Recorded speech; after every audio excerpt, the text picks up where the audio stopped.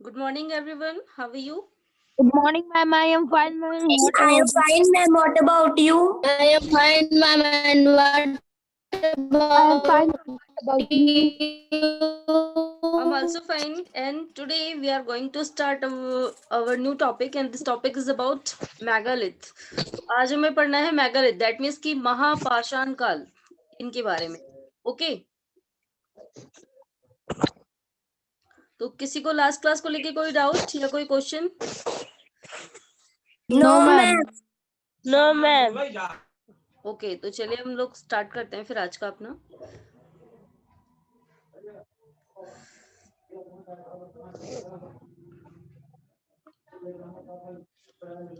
Yes, तो हमें आज किसके बारे में पढ़ना है? Silent sentinels, the story of the megalith. तो यहाँ पर है साइलेंट सेंटिनल्स. दैट मीन्स शांत. सेंटिनल्स होते हैं पहरा देने वाले, पहरेदार. तो यहाँ पर साइलेंट, खामोश पहरेदार कौन है? तो the story of the megalith, यहाँ हमें पढ़ना है पाषाणों के बारे में. दैट मीन्स यहाँ पर पहरेदार के रूप में किसे बताया गया है? बड़े बड़े पत्थरों को. तो फिलहाल जैसे आज के टाइम पे गेट होता है, उस गेट को लॉक करके हम सभी लोग बिल्कुल सिक्योर हो जाते हैं कि हमारा गेट बंद है, कोई अंदर नहीं आ सकता, हम लोग सो जाते हैं. तो एक गेट एक पहरेदार की तरह काम करता है. सेम ऐसे ही जब पहले टाइम पे लोग गुफाओं में रहते थे, तो वहां पर दरवाजों की जगह पहरेदार का काम कौन करता था? पत्थर, बड़े बड़े पत्थर जो गुफाओं के गेट पर रख दिए जाते थे. तो इसीलिए इन्हें क्या नाम दिया गया है? Silent sentinels. दैट मीन्स कि शांत पहरेदार. ओके.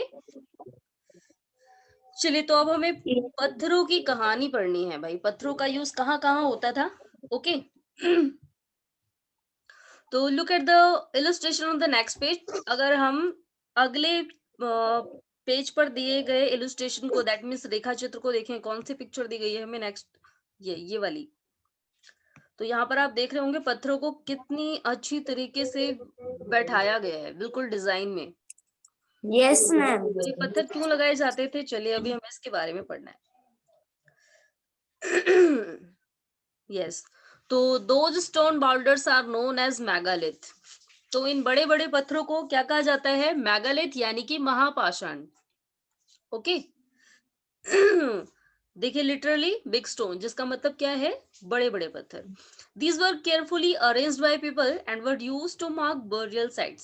तो अभी जो हमें पिक्चर में दिया गया है, नेक्स्ट वाली पिक्चर में, नेक्स्ट पेज में, ये क्या दिखाती है हमें? ये बहुत ही केयरफुली अरेंज किए गए हैं, बहुत ही सावधानी से इनको अरेंज किया गया है. And were use to make burial sites. और इनका इस्तेमाल क्यों करते थे ये लोग?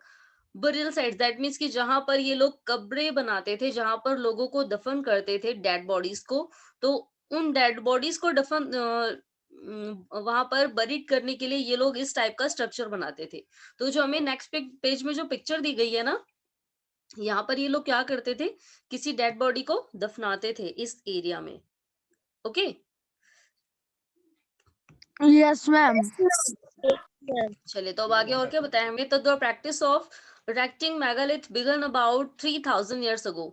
तो यानी कि पत्थरों का जो ये उपयोग है, ये आज से लगभग 3000 साल पहले ही शुरू हो गया था. And was prevalent throughout the Deccan, south India and north east and the Kashmir. और कहाँ स्टार्ट किया था? सबसे पहले कहाँ स्टार्ट किया जाता था? ये दक्कन, हमारे जो इंडिया का जो दक्कन प्लेट्यू है हमारे इंडिया में, यहाँ पर दक्षिण भारत में, एंड नॉर्थ ईस्ट पार्ट और कश्मीर के कुछ भागों में. तो इन सारी जगहों पर ये जो बरियल साइट्स बनाई जाती थी, जहां पर लोगों को दफन किया जाता था, वो इस तरीके से बनाए जाते थे. ओके. तो अगर कभी Yes, ma'am. क्वेश्चन पूछा जाता है कि कहाँ पर स्टार्ट किया गया था सबसे पहले, तो वो यहाँ पर स्टार्ट किया गया था. ओके. कितने टाइम पहले? आज से लगभग 3000 साल पहले. चलिए अब नेक्स्ट टॉपिक पे आते हैं. तो अब हमें इसके बारे में और डिटेल में बताया गया है. तो some important megalithic sites are shown on the map 2, page number 13 पे. तो कुछ हमें मेगालिथिक साइट, दैट मीन्स की जो पाषाण काल है, कहाँ कहाँ पर ये इस टाइप के पत्थर पाए गए, ये हमें पेज नंबर 13 यानी कि फर्स्ट चैप्टर में बताया गया था. And while some megalith can be seen on the surface, कुछ मेगालिथ जो है वो सरफेस पे पाए गए, other megalith burials are often found underground. तो कुछ तो सरफेस पे यानी कि जमीन की सतहों पर बनाए गए थे जो बाहर से देखने पे दिखाई देते थे, लेकिन कुछ कहाँ पर बनाते थे, अंडरग्राउंड, जमीन के नीचे, यानी कि जब भी उन्हें किसी डेड बॉडी को दफनाना होता था तो वो जमीन के नीचे गहरा गड्ढा खोदते थे तब दफनाते थे। Sometime archaeologists find a circle of stone boulders or a single large stone standing on the ground. These are the only indications there are the burials beneath. अब देखिए कहीं कहीं पर हमारे आर्कियोलॉजिस्ट को, जो हमारे पुरातत्व शास्त्री हैं, जो लोग पुरानी चीजों की स्टडी करते हैं, उन्हें बहुत सी जगहों पर इस टाइप के स्टोन के सर्कल मिले हैं, सर्कल ऑफ स्टोन बाउल्डर्स। तो ये दिख रहा है ना आपको पिक्चर में? Yes, ma'am. बहुत सारी जगह इस टाइप के पत्थर मिले हैं, and these are the indication. तो ये हमें संकेत देता है that there was a burial with, कि यहाँ पर किसी डेड बॉडी को दफनाया गया था। ओके, तो ये जो मेन जो ये पार्ट है, यहाँ पर किसी भी डेड बॉडीज को ये लोग दफनाते थे।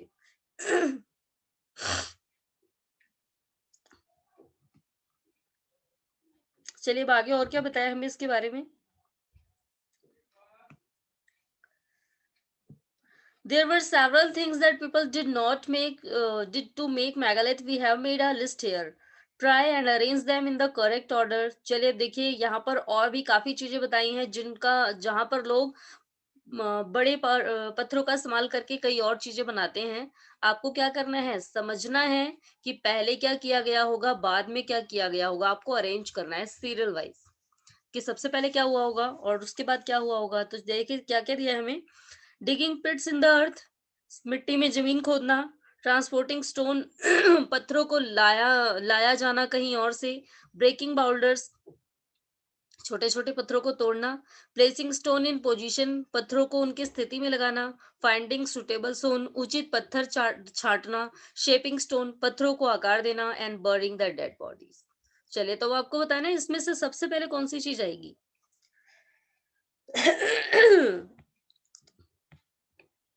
ये इतनी सारी चीजें दी हैं, तो सबसे पहले क्या करते होंगे ये लोग?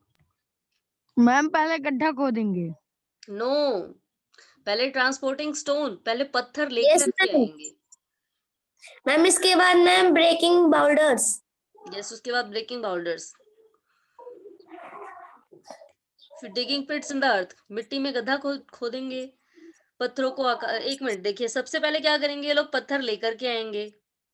ओके, उसके बाद क्या करेंगे, फाइंडिंग सुटेबल स्टोन, अच्छे पत्थरों को छाटेंगे, फिर उनको स्टोन्स को शेप देंगे। अब ये सारी चीजें रेडी हो गई, अब क्या करेंगे फिर? उसके बाद डिगिंग पिट्स इन द अर्थ, फिर मिट्टी में गड्ढा खोदेंगे। फिर क्या होगा, ब्रेकिंग बाउल्डर्स, उसके बाद ही आना चाहिए ब्रेकिंग बाउल्डर्स।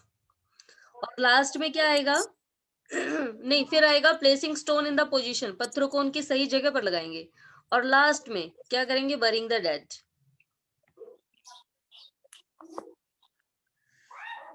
उसके बाद इसे फिर क्या करेंगे, बंद कर देंगे, कवर कर देंगे, ऊपर से ढक देंगे सारी चीजों को। चलिए तो अभी हम आगे आते हैं।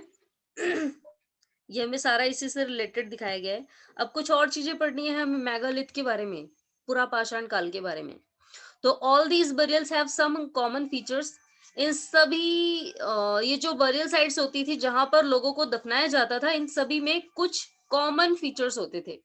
Generally, the dead were buried with distinctive pots, which are called black and red ware. Also found are tools and weapons of iron, and sometimes skeleton of horses, horse equipment, and ornaments of stone and gold. तो बहुत सारी चीजें इनमें common पाई गई हैं। वो क्या है कि जब भी डेड बॉडी को दफन किया जाता था तो उसके साथ बहुत सारी चीजें और भी दफन की जाती थी। अब मैंने आपको ये बताया ही था लास्ट वाले पिरामिड वाले चैप्टर में, याद होगा ना आप सभी को? Yes ma'am. जब राजा और रानी को दफनाया जाता था तो उनके साथ बहुत सारी चीजें भी दफन की जाती थी, और इसलिए ताकि राजा और रानी सारे सामान मैम जिस पे वो बैठते थे मैम वो सब दफन कर दी जाती। यस, जो musical instrument. Yes, musical instrument भी उनके। तो वैसे ही यहाँ पर हमें बहुत सी चीजें कॉमन मिली हैं कि जहां पर भी डेड बॉडीज को दफनाया जाता था वहां पर पॉट्स भी रखे जाते थे, बर्तन, which are called black and red ware, जो लाल या ब्लैक कलर के होते थे। एंड इसके अलावा टूल्स भी मिले हैं बरियल साइट्स के साथ, डेड बॉडी के साथ, औजार और हथियार आयरन के बने हुए।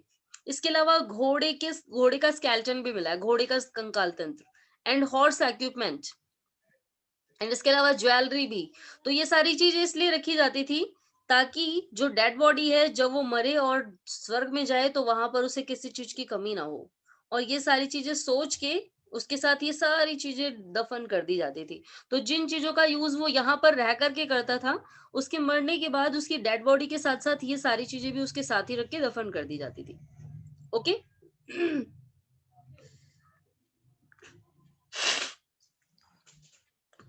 अब देखिए, what was iron used in the Harappa cities. तो अभी अपने लास्ट चैप्टर में हड़प्पा सिटी के बारे में पढ़ा है, तो क्या वहां पर लोग आयरन का यूज जानते थे? यस, याद है आप लोगों को? क्या वहां पर लोग आयरन का यूज करते थे?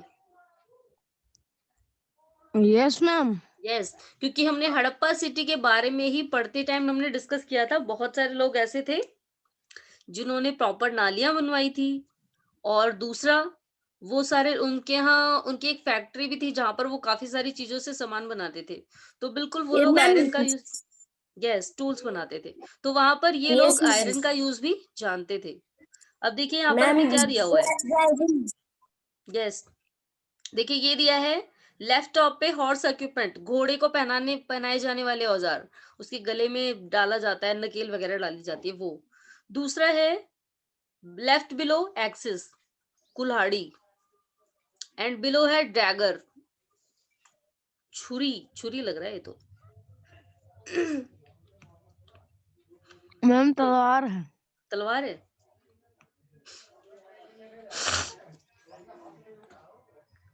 कटार, चलिए जो भी हो, फिलहाल ये सारी मैम चीजें चाकू है। डेड बॉडी के साथ दफन की जाती थी। चलिए अब आते हैं नेक्स्ट टॉपिक पे। तो finding out about social differences. अब एक चीज और आ गई भाई। अभी हमने पढ़ा है कि सभी लोग एक जैसे नहीं होते, कोई अमीर है, कोई गरीब है, कोई किसी और कास्ट से बिलोंग करता है, कोई किसी और कास्ट से बिलोंग करता है। तो क्या पहले के टाइम पे भी ये चीजें फॉलो की जाती थी? यानी कि पहले भी क्या हमारी सोसाइटी में अंतर देखने को मिलता था लोगों के बीच में? तो अब कैसे पता लगता है इन सोशल डिफरेंसेस के बारे में? तो archaeologist think that the objects found with the skeleton probably belong to the dead person. तो हमारे आर्कियोलॉजिस्ट ने बहुत सारी कब्रों की खुदाई करवाई, उनकी स्टडी की, और जब उन्होंने देखा उसे ध्यान से, तो उन्होंने क्या बताया था, the objects found with skeleton probably belong the dead person. यानी कि स्केलेटन के साथ जो जो चीजें मिली वो उसी डेड पर्सन से बिलोंग करती थी। Sometimes more objects are found in one grave than in other. कभी कभार क्या होता था, किसी ग्रेव में यानी कि किसी कब्र में किसी दूसरी से ज्यादा सामान पाया जाता था। यानी किसी एक कब्र में बहुत ज्यादा था, किसी में कम सामान होता था। Find Brahmagiri on map 2, page number 13। तो अब इसमें हमें फिर से पेज नंबर 13 देखने को बोला है। फिलहाल आप ये क्लास कंप्लीट करने के बाद एक बार देखेंगे कि कहां पर हमें इस टाइप की कब्र मिली होगी। तो here one skeleton was buried with 33 gold beads. तो यहाँ पर हमें ब्रह्मगिरी में एक ऐसा कब्र मिली है जिसमें डेड बॉडी के साथ टोटल 33 गोल्ड बीड्स रखे गए हैं। उसकी डेड बॉडी के साथ टोटल सोने के 33 मोती, 2 स्टोन बीड्स, 2 पत्थर के, मतलब दैट मीन्स जो मूंगा मोती पहना जाता है, नीलम वगैरह, 4 कॉपर बैंगल्स, 4 कॉपर की चूड़ियां, एंड 1 कॉन्च सेल, और एक कॉन्च सेल भी जो समुद्री मोती होता है वो भी रखा गया है। और जो इसके अलावा जो कुछ दूसरा स्केलेटन है, अदर स्केलेटन है ओनली अ फ्यू पॉट्स। दूसरे स्केलेटन के पास यहाँ वाली कोई चीजें नहीं, सोना हीरा मोती कुछ भी नहीं है, मूंगा मोती, केवल उसके साथ कुछ बर्तन रखे गए हैं। This find suggests that there was some differences in status among the people who are buried. तो इससे हमें क्या पता लगता है? ये सजेस्ट कर पाते हैं हमारे आर्कियोलॉजिस्ट कि बहुत डिफरेंसेस था लोगों के बीच में, उनके स्टेटस को लेकर के, उनकी स्थिति को लेकर के, जिन्हें दफनाया जाता था। तो जो बहुत ही रिच पर्सन होता था उसके साथ ज्यादा चीजें दफन की जाती थी उसकी ग्रेव में, और जो गरीब होते थे उनके साथ कुछ कम चीजें उनके साथ दफन की जाती थी। ओके, तो यानी कि अब हमें इस टॉपिक से ये भी पता लगता है कि हमारे उस टाइम पे भी, पहले के टाइम पे भी लोग अमीर गरीब होते थे और एक दूसरे में अंतर भी किया जाता था। ओके,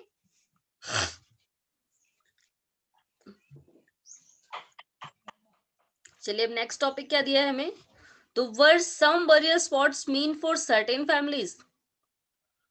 अब देखिए, क्या केवल कुछ ही परिवारों की कब्रें मिली हैं या जितने लोग थे सभी कब्रें बनवाते थे? क्योंकि आज के टाइम पे तो देखा है ना हमने, डेड बॉडीज को कब्र में नहीं दफन किया जाता है, जला दिया जाता है। तो क्या पहले के टाइम पे सारी फैमिलीज जो है वो बरियल साइट्स बनवाती थी? तो sometimes megaliths contain more than one skeleton. These indicate that people, perhaps belonging to same family, were buried in the same place, though not at the same time. अब देखिए, पहले के time पे एक चीज और की जाती थी, अभी हमें इसके बारे में बताया, सारी फैमिलीज के बारे में भी बताया जाएगा कि सारे परिवारों में ऐसा होता था या नहीं। तो एक चीज और बताइए कि किसी फैमिली का अगर एक मेंबर मर जाता था, उसकी डेड बॉडी को किसी ग्रेव में दफन कर दिया, और जब उसकी ही फैमिली का कोई दूसरा मेंबर फिर से मर जाता था, उसकी डेथ हो जाती थी, तो फिर से ले जाकर के वही कब्र खोद के उसको भी उसी में डाल दिया जाता था, और उसकी फैमिली के जितने मेंबर होते थे उन सभी को डालने के लिए एक ही कब्र यूज की जाती थी। और ऐसा हमारे आर्कियोलॉजिस्ट बताते हैं, क्योंकि उन्हें जब खुदाई करने के बाद ग्रेव से स्केलेटन मिले हैं, तो उसमें से कोई बहुत पुराना है, कोई नया है। दैट मीन्स बताया उस, तो स्केलेटन को देखने के बाद पता लगता है कि कौन कितना पुराना है और कौन सा नया है। तो ये देखिए, यानी कि एक ही फैमिली मेंबर्स को एक ही ग्रेव में दफन कर दिया जाता था। The bodies of those who died later were brought into the grave through the portholes.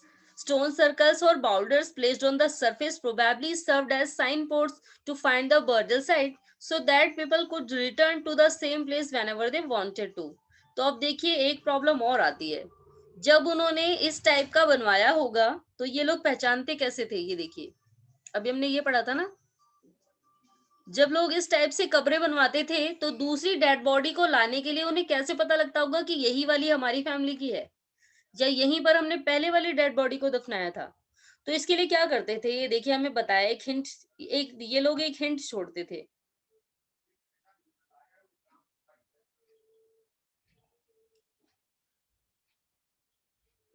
Yes, देखिए क्या करते थे, तो the bodies who were died later were brought into grave through the portholes. इन्हें पोर्ट होल्स से लेके जाया जाता था। स्टोन सर्कल्स और boulder placed on the surface probably served as signposts. जो ये बाउल्डर बनाए गए थे किनारे किनारे, इनमें एक साइन पोर्ट, एक चिन्ह छोड़ा जाता था।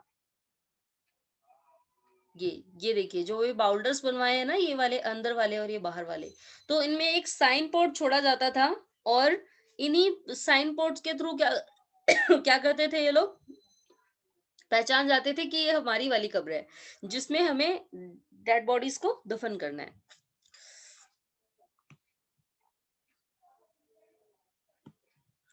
स्टोन, इसके अलावा और क्या था, so that people could return to the same place whenever they wanted to. तो जब भी ये लोग उस प्लेस पे जाना चाहते थे पहुंच जाते थे, क्योंकि उसमें एक साइन छोड़ते थे।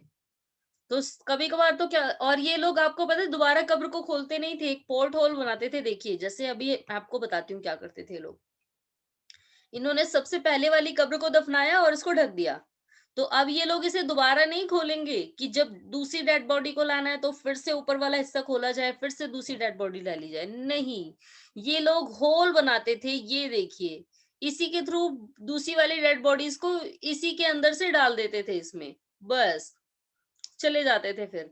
तो ये इस हिस्से को बार बार नहीं खोलते थे। ओके, तो इन्होंने ये पोर्ट होल बनवाए थे जिसके थ्रू ये डेड बॉडीज को उसी वाली ग्रेव में, उनकी फैमिलीज वाले में ही डाल देते थे। ओके,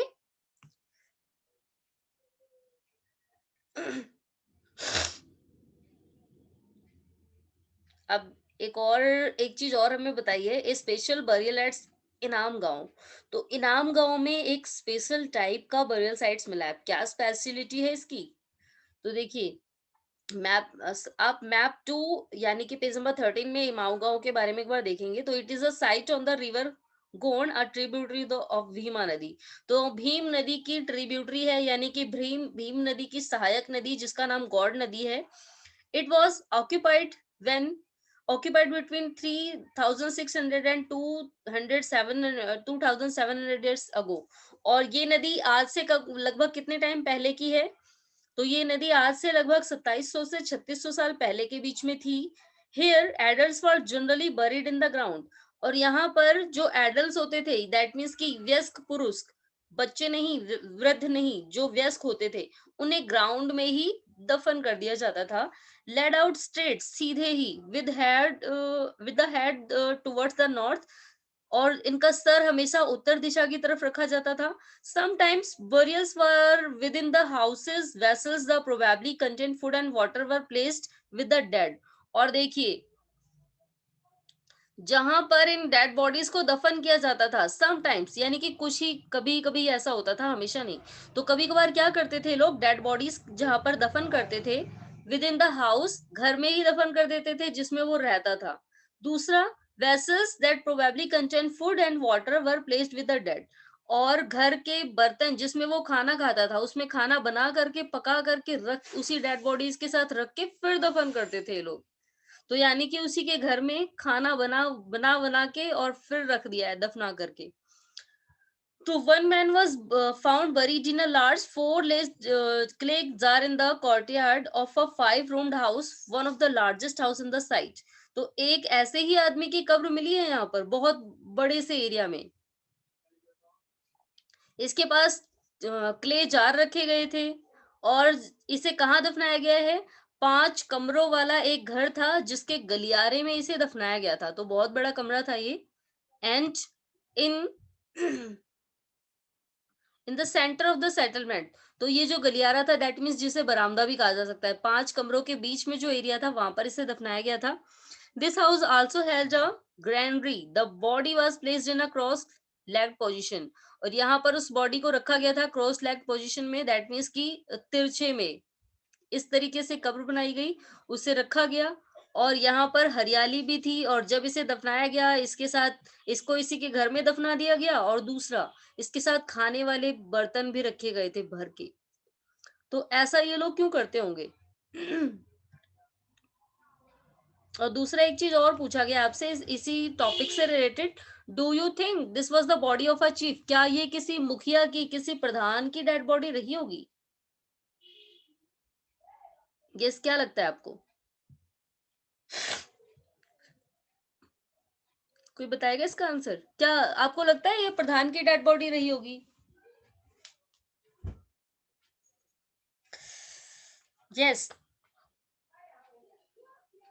चलिए, तो फिलहाल लगता तो है ही, क्योंकि एक बड़ा सा, बहुत बड़ा सा घर किसी प्रधान का ही हो सकता है जिसके पास बहुत पैसे हो.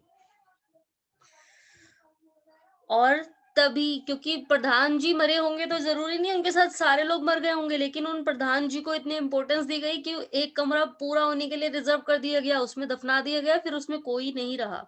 तो ऐसा वही उसी पर्सन के साथ किया जा सकता है जो बहुत पैसे वाला हो, जिसके पास काफी जमीन हो. तभी कर सकते हैं ना ऐसा. Yes ma'am. चलिए, तो अब एक लास्ट टॉपिक आज का और पढ़ना है, उसके बाद हम लोग क्वेश्चन आंसर डिस्कस करेंगे. ओके. तो अब हमसे ये पूछा गया, व्हाट स्केलेटल स्टडीज टेल्स अस. तो इन कंकालों की जो हड्डियां हैं, स्केलेटन्स की जो स्टडी है, what skeletal studies tells us, ये हमें क्या बताती है? तो is it to make out the skeleton of a child from its small size. अब अगर छोटा स्केलेटन है तो हमें पता लग जाएगा वो किसका है, किसी बच्चे का. However, there are no major differences in the bones of a girl and a boy. लेकिन ये नहीं पता लगता था जल्दी कि किसी लड़की की हड्डियां हैं, जो बच्चा था वो लड़की था या लड़का था, ये जल्दी नहीं क्लियर होता था. Can we make out whether skeleton was that of man or a woman? और सेम इसी तरीके से स्केलेटन को देखने के बाद जल्दी ये भी नहीं पता लगता था कि किसी मैन का है या वुमेन का है. Sometimes people decided on the basis of what is found with the skeleton. तो देखिए, अब हमारे आर्कियोलॉजिस्ट कैसे पता लगाते हैं कि किसी मैन की है या वुमेन की? वो ये देखते हैं कि इसके साथ कौन सी चीजें दफनाई गई हैं. अब कैसे? If a skeleton is found with jewellery, it is sometimes thought be that of a women. तो जब किसी वुमेन के साथ ज्वेलरी मिले, दैट मीन्स कि कानों के झुमके मिले, कानों की बालियां मिले, और गले में पहनने वाले कुछ आइटम मिले, तो जब इस टाइप की ज्वेलरी मिलती थी तो हमारे आर्कियोलॉजिस्ट क्या अंदाजा लगाते थे कि वो कोई वुमेन रही होगी, क्योंकि जो इस टाइप की ज्वेलरी है वो वुमेन ही पहनती हैं। And however, there are problems with this. Often men also wore ornament. लेकिन प्रॉब्लम यहाँ पे भी आ जाती थी, क्योंकि आपने देखा होगा पुराने टाइम पे जो मैन होते थे ना, वो भी कानों में कुंडल वगैरह पहनते थे ना। Yes yes ma'am. तो अब फिर एक और प्रॉब्लम आ जाती है कि अब हमारे आर्कियोलॉजिस्ट को ये कैसे पता लगेगा कि कौन सी मेंस की है, कौन सी वुमेन की है। तो a better way of figuring out the sex of skeleton is look at the bone structure. अब देखिए, इसके लिए वो लोग बोन स्ट्रक्चर को ध्यान से देखते थे, जो स्केलेटन था उसके स्ट्रक्चर को, उसकी बनावट को ध्यान से देखते थे। द हिप और the pelvic area of women is generally larger to enable child bearing. तो क्या होता था, जो वुमेन होती थी, कहा जाता है कि जब प्रेगनेंसी के बाद जो उनका पीछे वाला बैक साइड जो हिप होती है वो ज्यादा भारी हो जाती है अकॉर्डिंग टू मैन। तो इससे हमारे जो आर्कियोलॉजिस्ट थे वो पता लगा लेते थे कि ये एक वुमेन रही होगी या फिर एक मैन रहा होगा। ओके, चलिए अब नेक्स्ट और क्या बताया हमें इसमें। तो these distinction are based on the modern skeleton studies. अब तो यहाँ पर स्केलेटन की स्टडीज की जाती थी। अबाउट 2000 ईयर्स अगो, आज से लगभग 2000 साल पहले, there was a famous physician name Charak. वो wrote a book on medicine known as Charak Samhita. तो आज से लगभग 2000 साल पहले एक फेमस फिजिशियन हुए थे, एक विशेषज्ञ जिनका नाम था चरक, और उन्होंने एक बुक लिखी थी जिसमें उन्होंने काफी सारी दवाओं के बारे में लिखा है, जिसे चरक संहिता भी कहा जाता है। There he states the human body has 360 bones, और उन्होंने ही पहली बार बताया था कि ह्यूमन बॉडी में 360 बोन्स पाई जाती हैं। अब आप लोग सोच रहे होंगे 360 तो होती नहीं है, 206 होती है, 206 होती है ना। Yes ma'am. यस, लेकिन आप लोग ये जानते हैं एक न्यू बॉर्न बेबी की कितनी बोन्स होती हैं? 306 306 नहीं, 370 से लेकर के ऊपर, 270 से ऊपर तक उसके पास लगभग 400 तक बोन्स हो सकती हैं।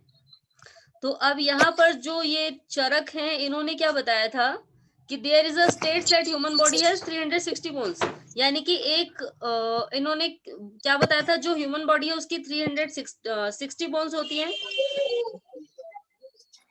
अब उसके बाद क्या हुआ, जो आगे, this is a much larger number than the 200 bones that are recognised in modern एंटोनॉमी।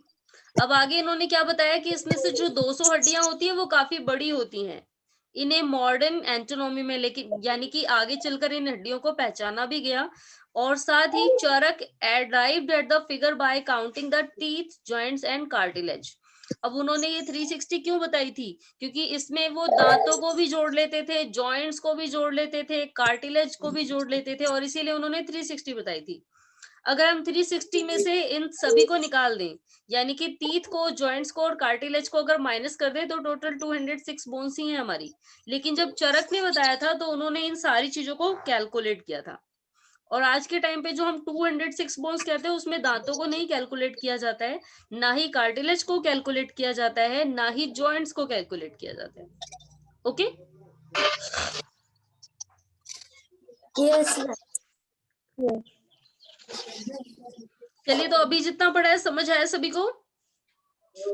Yes ma'am. Yes, ma'am.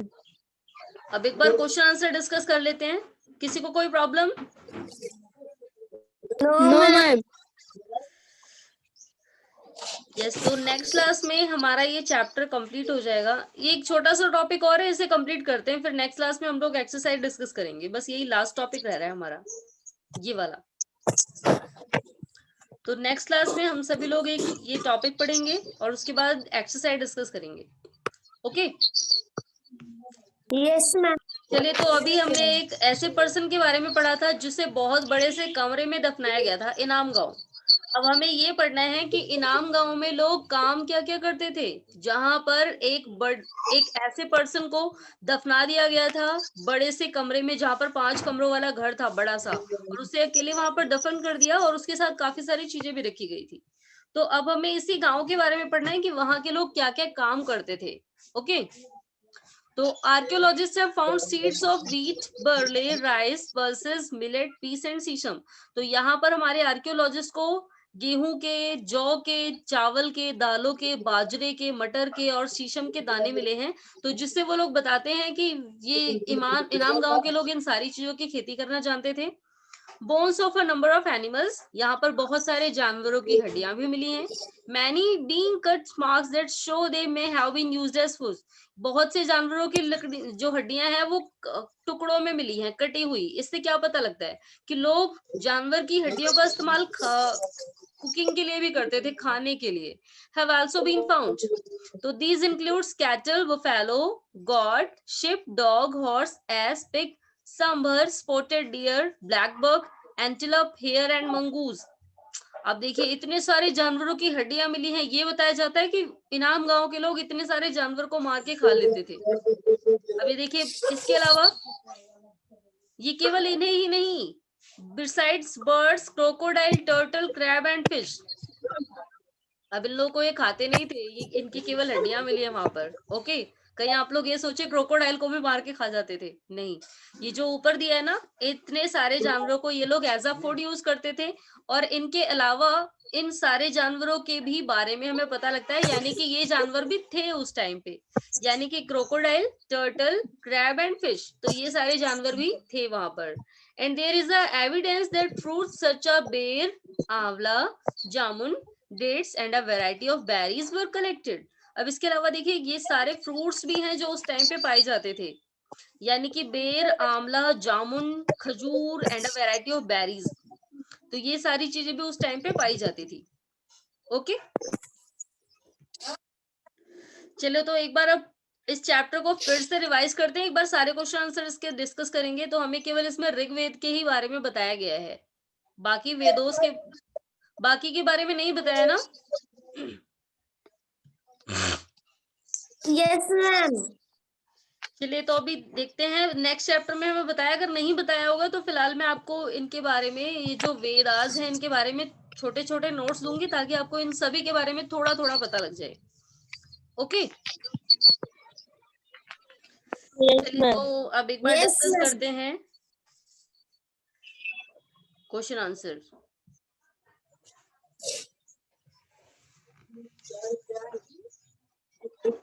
चलिए प्रिया, आपको बताना है फर्स्ट क्वेश्चन का answer. Which of the Vedas collection known as the oldest collection. तो वेदों के कलेक्शन में सबसे पुराना वेद कौन सा है?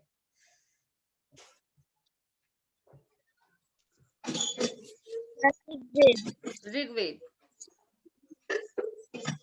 चलिए अविरल बताएंगे नेक्स्ट क्वेश्चन का answer. Yes Aviral, now you tell total how many hymns in Rigveda.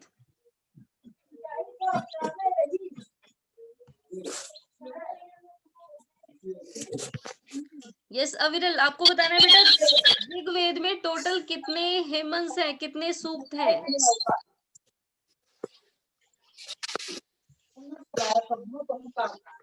Yes Mahak, now you tell. Ma'am 1000। 1000 hymns हैं उसमें।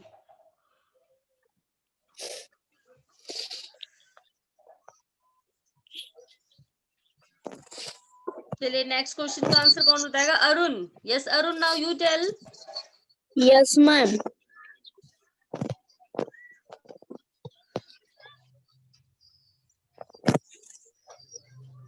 चलिए आपको बताना है इंडो यूरोपियन लैंग्वेज कौन सी है? Ma'am,